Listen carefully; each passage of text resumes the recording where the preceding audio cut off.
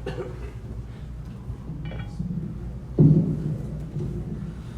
الله الرحمن الرحيم الحمد لله رب العالمين والصلاة والسلام على أشرف الأنبياء والمرسلين نبينا محمد وعلى آله وأصحابه أجمعين أما بعد.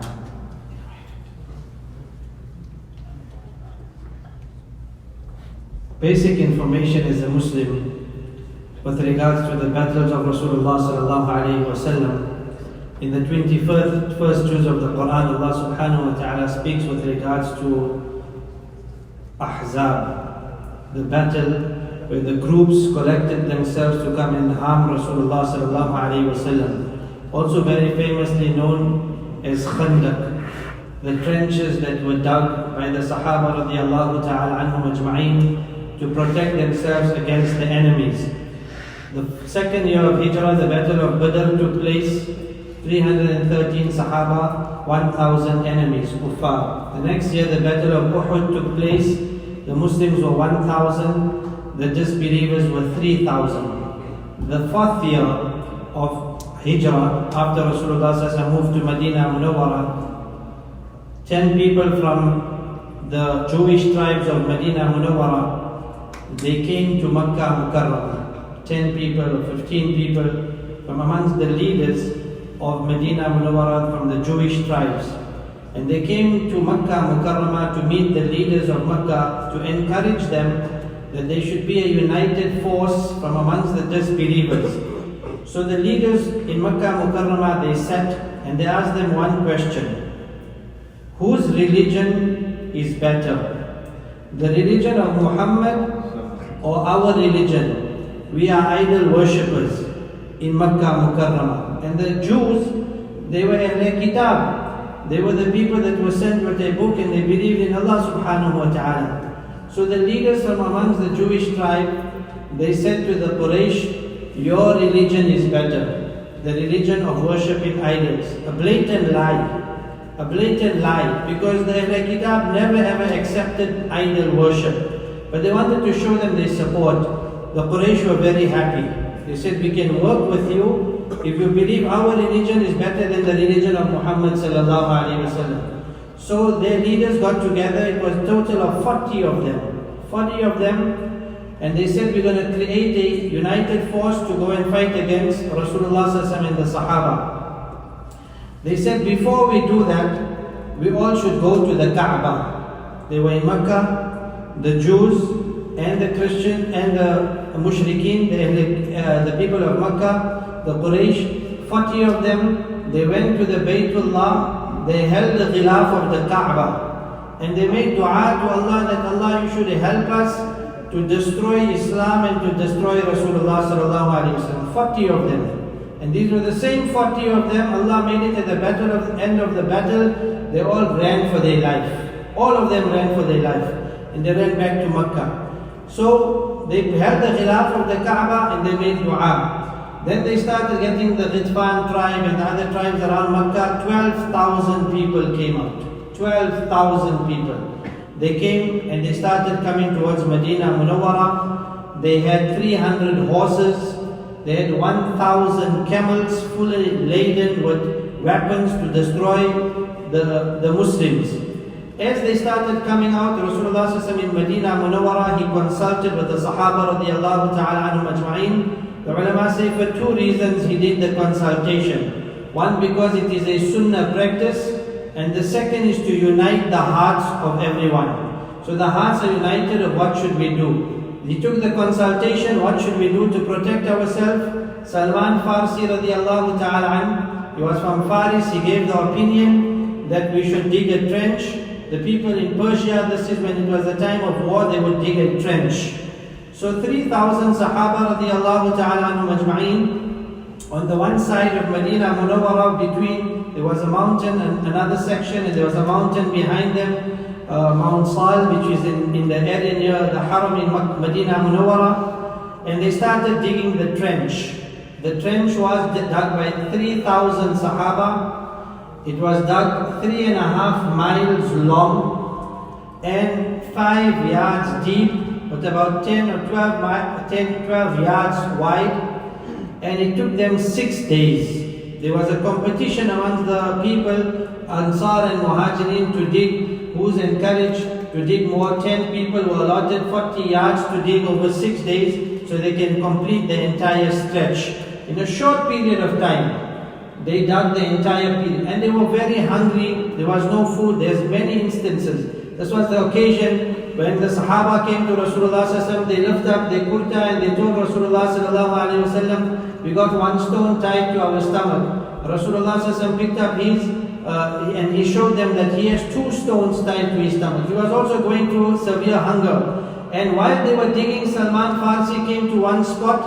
When he started digging, there was a boulder, a big rock that he could not break. And Allah made it so that he's the one that gave the opinion, and his section that he was digging, he could not dig it because there was a big rock. Then he took the axe to Rasulullah sallallahu alaihi wasallam. He said, "Oh Nabi of Allah, you come and you dig and you hit and break this rock." Rasulullah sallallahu alaihi wasallam struck it one time. A spark came out in which they saw the castles of Yemen. He hit it a second time, from which a spark came out and they saw the castles of Persia.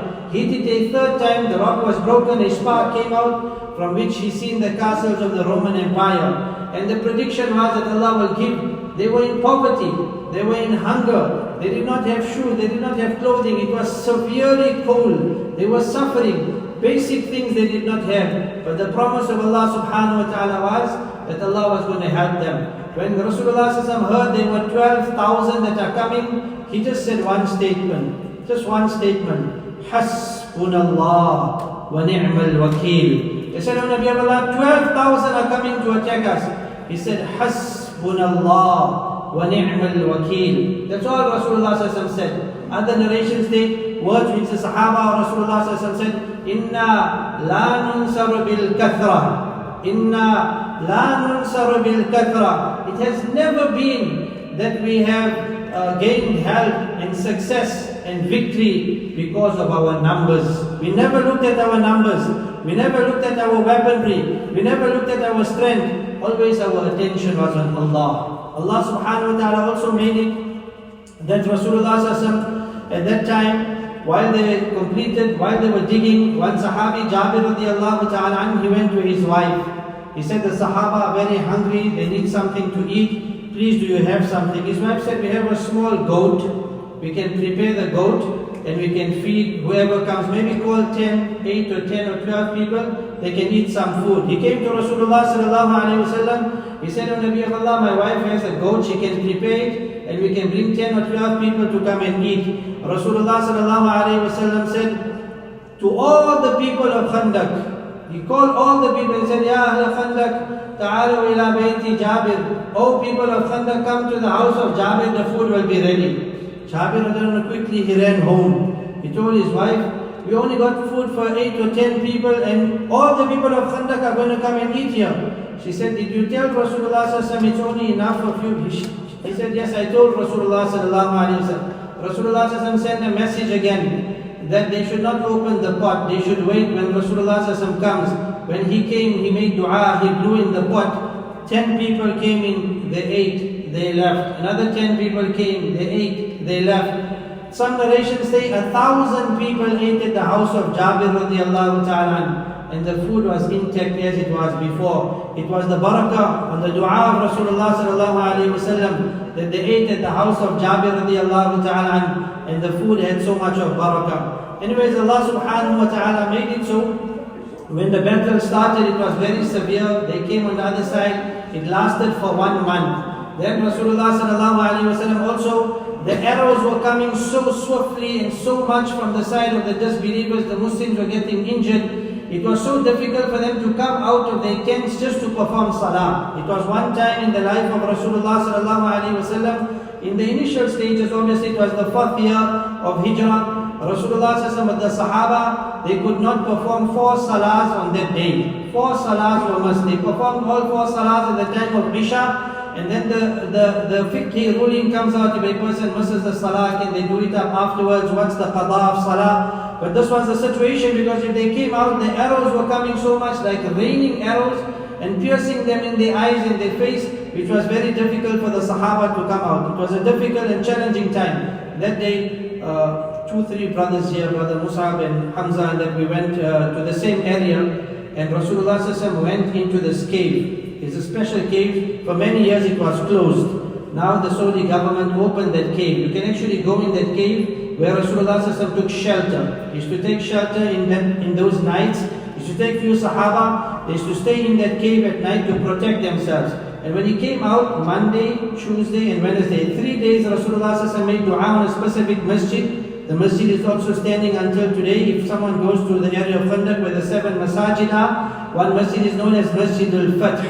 Rasulullah ﷺ made dua in this masjid for 3 days, Monday, Tuesday, Wednesday. On Wednesday, Allah subhanahu wa ta'ala brought the fatah and the assistance to the Sahaba. In this entire episode, Hudayfa bin Yaman radiallahu ta'ala anhu, he was sitting there with Rasulullah ﷺ, ill-equipped, no real clothing for him to wear and feel warm. Rasulullah ﷺ said, go to the enemy and bring some information. So send him as a spy.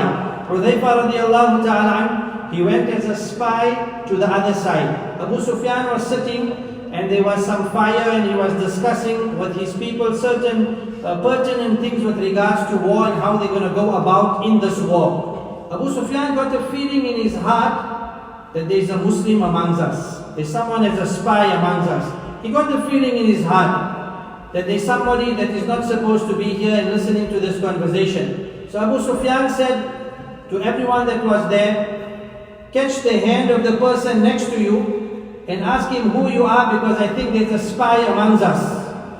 So Hudayfa bin Yaman was there. Hudayfa bin Yaman, quickly he thought, he caught the hand of the person next to him. He said, who are you? So the person said, you don't know me? I'm so-and-so, the son of so-and-so from the Hawazin tribe. He said, lucky you are here, otherwise we would have saw that you are the spy. So before that person could ask him, he asked him.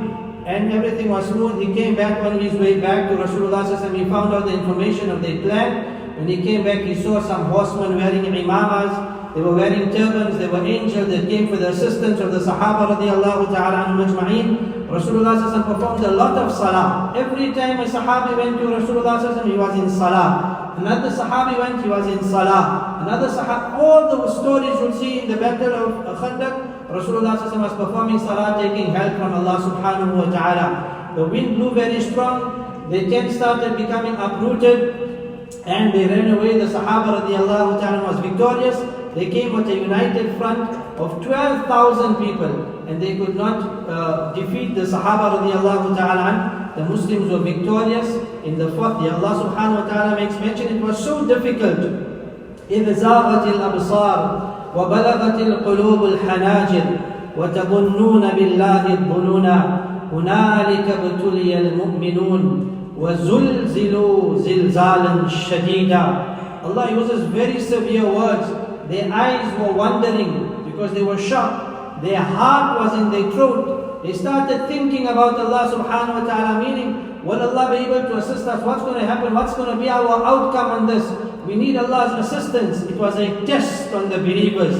And the believers were shaken, a severe shaking. Allah mentions this in the Quran. This was a very difficult time, but Allah subhanahu wa ta'ala at the ending granted them victory and the Muslims were successful. May Allah subhanahu wa ta'ala give us the tawfiq.